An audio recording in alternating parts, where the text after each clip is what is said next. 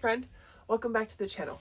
Today I want to talk about building healthy behaviors with the intention and goal of building healthy habits, because let's face it, we all are trying to build a healthier lifestyle for ourselves. Most of us attribute that to you need to break bad habits or somehow build new ones, whether it's you want to lose weight, you want to be more productive, you are trying to write more or learn to play a new instrument. Whatever it is, whatever new goal you have, it requires steps in order to accomplish that, which usually means building new, healthier habits. So I want to talk about building new behaviors first. So let's discuss.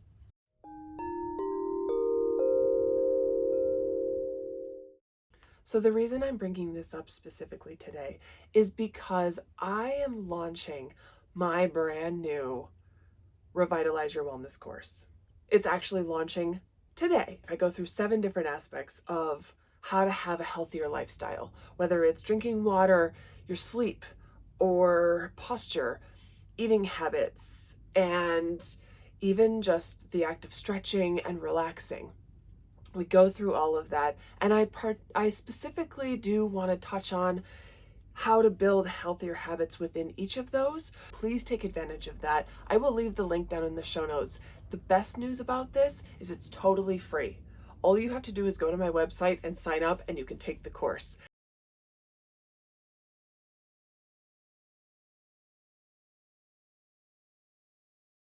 I have done a little bit of soul searching recently and kind of taken an analysis of my life, if you will. And I just came across a book that I am super thrilled about. If you have not read this book, it is fantastic. Now, to be quite honest, I've barely finished the first chapter, but I am super, super excited about just the intro and the first chapter, because I've learned so much and I've been able to kind of take that information and reanalyze some areas of my life. After reading his book, it makes so much sense to me. So I'll tell you, I'll just give you a synopsis.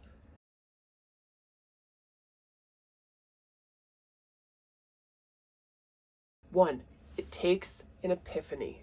I mean, that's kind of where it all starts, right? We have to have some kind of light bulb moment in order to want to even start on something new or change our focus in some way, shape, or form, whether it be to start losing weight because we've looked in the mirror and we just realized, like, my pants don't fit anymore. That is an epiphany. This is a light bulb moment. Something has to strike us, right? So that's one. One is the epiphany. 2 is a change in environment. And boy, never truer words were said. I mean, we all know that person that the moment that they get into a relationship, like, hey, where's Steve? Oh, yeah, I think he just got into a new relationship. He's dating some new girl. Haven't seen him in months.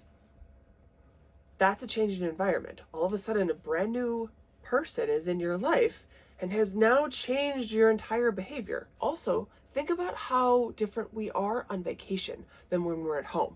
Just a simple change of environment makes so much of an alteration on our behavior and our stress levels and our sleep patterns, like our eating habits, everything. Like, our whole life has just changed because we're staying in a hotel or we're in a completely new environment that has nothing to do with our home and our usual day-to-day.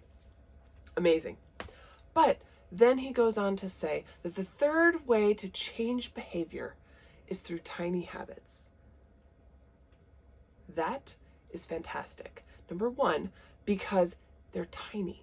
Most of us have these grand, like, exceptionally awesome goals, and you should. Believe me, I advocate for it. I am a daydreamer. I have so many big, grand goals, and that's amazing. And you need that. You need that final step, that final goal of, I am going to save this much money and I'm going to buy my car outright and I'm going to get the the best car ever, whatever your car is.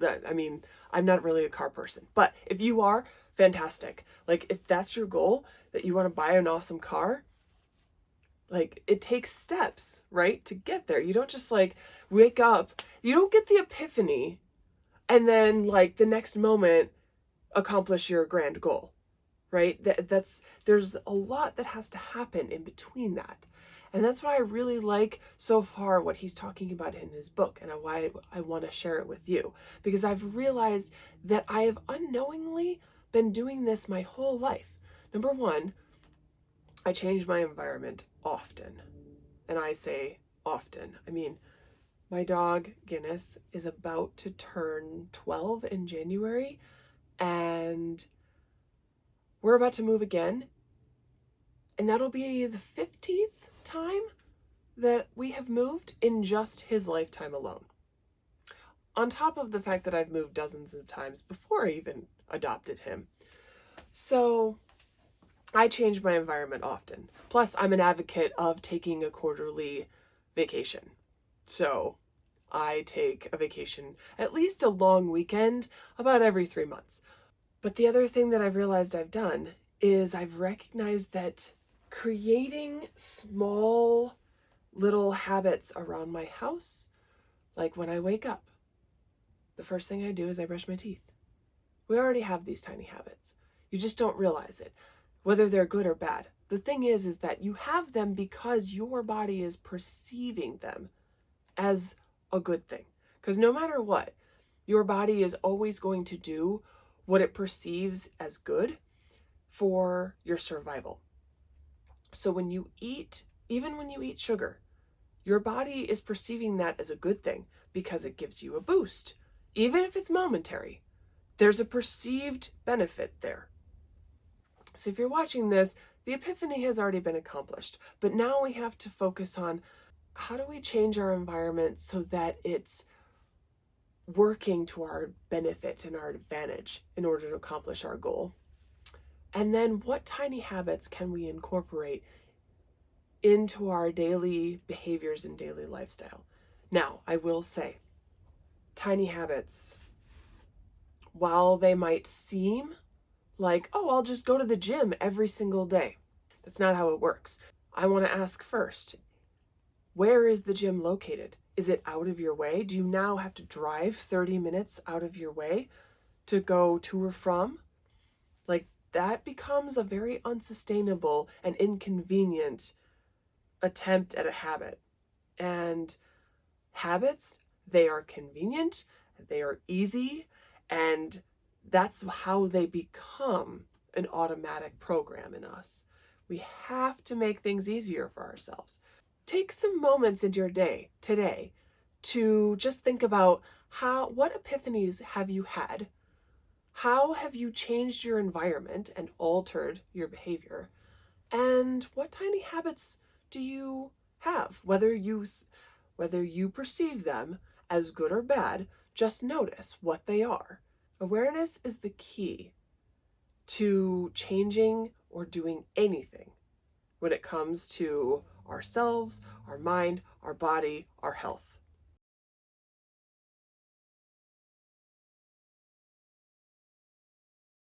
I really want to start stretching more. I just don't think I stretch enough. And I advocate for constant stretching for a good, healthy lifestyle. And I just don't stretch that often. So that is something I am trying to change, which is also the reason why that I have decided to do a Stretch November. Every weekday in November, I am doing a 5-minute video on a 5-minute stretch. Because I figure if I can take an entire month and 5 days a week stretch for 5 minutes with you guys, I'm on my way to start building a healthier habit there. So stay tuned. I'll see you next time.